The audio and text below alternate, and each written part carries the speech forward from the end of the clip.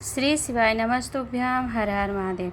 राधा रानी विवाद पर गुरुजी ने माफ़ी क्यों मांगी, उसका कारण यदि आप जानेंगे तो आपके नेत्रों में भी आंसू आ जाएंगे, क्योंकि पूज्य गुरुजी ने माफ़ी मांगकर सनातन धर्म पर एक विजय तिलक लगा दिया है। पूज्य गुरुजी इतने भक्तों को जोड़ते हैं, उन्हें आदर्श जीवन जीने का प्रेरणा प्रदान करते हैं कि सत्मार्ग पर चलिए, गलत जगह मत उठिए बैठिए। और जब आप कभी विकास करते हैं और उन्नत पद और प्रतिष्ठित पद पर आप विराजमान होते हैं तो आपके विरोधी भी बहुत बन जाते हैं और आपकी उस तरक्की और उन्नति का कोई मतलब नहीं होता यदि आपका कोई विरोधी ना हो। विरोध करने का कारण ही कहते हैं, गुरुजी बताते हैं, वर्णन करते हैं कि यदि आपका विरोध हो तो आप समझना कि आप बहुत अच्छे पद पर जा रहे हैं, आपका विकास हो रहा है और आप अच्छे प्रतिष्ठित व्यक्ति बनने जा रहे हैं, इसमें किसी प्रकार का संशय नहीं है।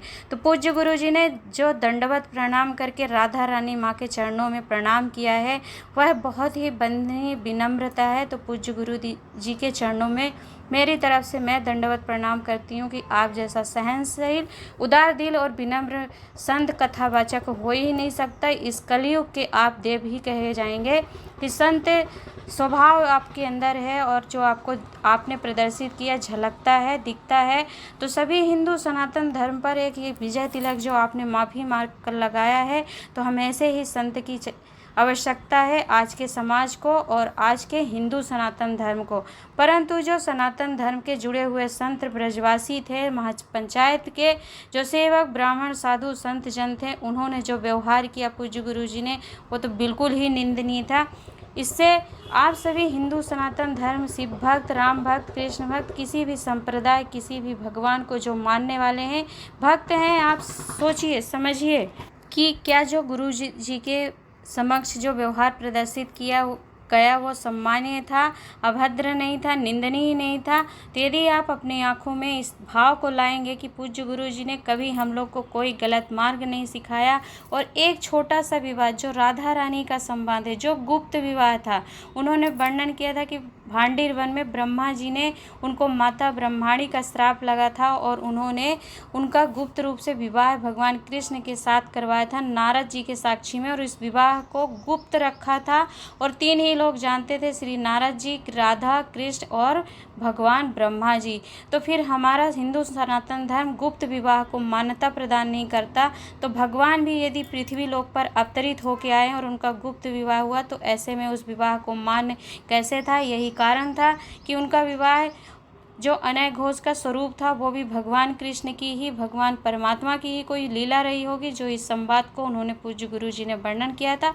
इतनी छोटी सी बात पर इतना विवाद खड़ा कर देना, तो यह सनातन धर्म के लोग हैं जो पूज्य गुरु जी जैसा कि कहते हैं कि सनातन जब आप आगे बढ़ेंगे, कुछ अच्छा करेंगे और पहले तो आपको कोई पूछने नहीं आएगा, उठाने नहीं आएगा, परंतु जब आप बढ़ने लगेंगे आगे, कुछ अच्छा करने लगेंगे, समाज में आपका नाम हो जाएगा, तो आपके परिवार का ही और आपका अपना सगा संबंधी ही नीचे गिराता है, जो कि उन्होंने अपनी वाणी से बोलते थे। तो प्रमाण आप सभी हिंदू सनातन धर्म के लोग देखिए कि पूज्य गुरु जी ने जो वाणी से सत्यता प्रकट की थी वो प्रत्यक्ष रूप में हम सभी ने देखा और जाना, समझा।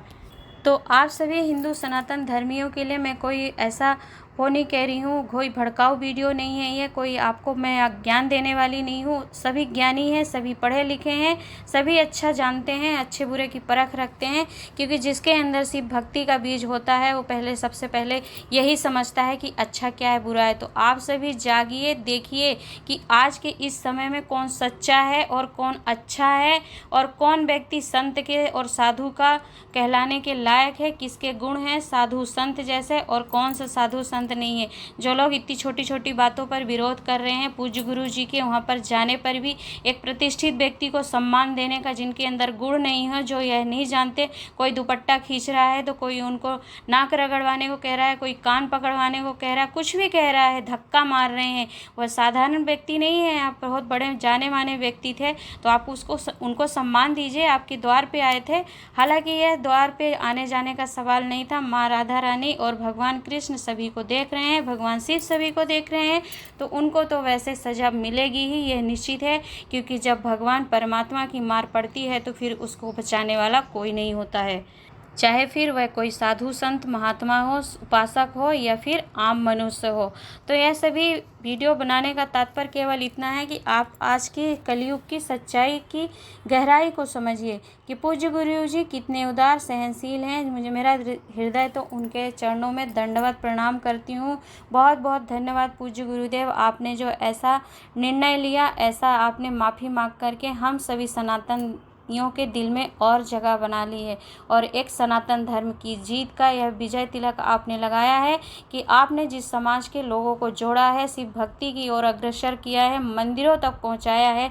यदि उनके हित के लिए, उनके धर्म को बचाने के लिए कुछ आँच आती है तो आप अपने मस्तक को भी नीचे नवाते हैं और माँ के चरणों में, भगवान के चरणों में नतमस्तक होते हैं। तो यह आपका जो भाव था, जो सरलता आपने प्रस्तुत की, बहुत ही हृदय को घर कर गई। आप कितनी बार इस तरीके के काम करेंगे और हमें अपने चरणों को नेत्रों के जल से सिंचित करने का मौका देंगे। बहुत ही उदार और आपका सहनशील स्वभाव है। आपने क्षमा मांग करके, माफ़ी मांग करके ब्रजवासियों के सामने सनातन धर्म को बहुत ही संपूर्ण और संतोषजनक संदेश दिया है, जिससे हमें यह समझने में और आसानी हुई है, सरलता हुई है कि कौन अच्छा है, कौन सच्चा है और किस पर हमें भरोसा करना चाहिए और किसके बताए हुए मार्ग को यदि हम अपना करके आगे बढ़ते हैं तो हम कभी हारते नहीं हैं। तो वह केवल मैं आज के समय में एक ही नाम लूँगी, पूज्य गुरु जी हैं सीहोर वाले। तो आप सभी शिव भक्त भी पहचानिए अच्छाई को और सच्चाई को और अपने गुरु का चयन ऐसा करिए कि यदि आपको अच्छे गुण न सिखा सकें तो फिर बुरा रास्ता भी नहीं सिखाएं, क्योंकि संतों ने जो वहाँ पर किया वो तो मुझे किसी एंगल से नहीं अच्छा लगा। क्योंकि अगर किसी का अच्छा नहीं कर सकते हो तो बुरा भी मत करिए। 4 लोगों ने उकसाया, 4 लोगों ने मुद्दा रखा तो आप सभी उनके अगेंस्ट में खड़े हो गए, उनका विरोध करने लगे। लेकिन कोई आप में से साधु संत जो थे, आप वहाँ आसपास थे उनके, कोई तो विनम्र बनते, कोई उदार दिल होते, आपका स्वभाव व्यवहार ऐसा दिखता, उनके प्रतिबंधनीय होते तो हम आपकी भी सराहना करते। आप हमारे लिए कोई गैर थोड़ी हैं, सभी एक ही धर्म को मानने वाले हैं आप, और सभी का उद्देश्य एक है, सनातन धर्म को पहचानना और जनमानस तक उसकी महत्वता को समझाना। फिर आप ऐसे काम करेंगे तो आप पर कौन भरोसा करेगा। पूज्य गुरुदेव हालांकि पूरे अंतर्राष्ट्रीय कथा वाचक हैं तो उन पर सब भरोसा करते, विश्वास करते हैं, इसीलिए भक्तों के बीच में उनको अपमानित करके और इस तरह के विरोधाभास टिप्पणियाँ और तथ्यों को ला करके समाज को जो आप गुमराह कर रहे हैं कि लोग भक्ति छोड़ करके आप जो विश्वास का बीज पनपा है वह टूट जाए और लोग फिर उसी तरह से करने लग जाएं। जब एक कोई बलात्कारी होता है तो उसको बड़े सम्मान से, बड़ी सेफ्टी के लिए साथ ले जाया जाता है, लेकिन जब कोई व्यक्ति समाज संत आगे आता है, सनातन धर्म को आगे बढ़ाता है तो उसकी सुरक्षा पर ही आँच आ जाता है। कोई उसका दुपट्टा खींचता है, कोई उन्हें नाक रगड़वाता है, कोई उनसे कान पकड़वाता है। फिर कैसे हिंदू सनातन धर्म को आप बढ़ाने वाले लोग हैं। आप अपने थे, सनातन धर्म के थे, सगे थे, संबंधी थे और आपने अपनों को ही गिराया है। महादेव देखेंगे। वीडियो बनाने का तात्पर्य केवल इतना है कि आप सभी लोग जागिए, अच्छाई देखिए, सच्चाई देखिए और अपना निर्णय और अपने दृढ़ संकल्प को बनाइए कि आपके लिए सच्चा अच्छा गुरु कौन है आज के समय पर, जिसकी पहचान आपको करनी है। तो सनातन धर्म के यदि आप हैं तो सच्चे सनातनी संत, साधक, उपासक को पहचानिए। वीडियो यदि अच्छी लगती है, उपयोगी रहती है तो लोगों तक पहुंचाया करिए, क्योंकि यह हिंदू सनातन धर्म की पहल है जो हम आप सभी को मिल करके आगे बढ़ाना है। सभी का उद्देश्य एक ही है। हर हर महादेव, नमः शिवाय, ओम।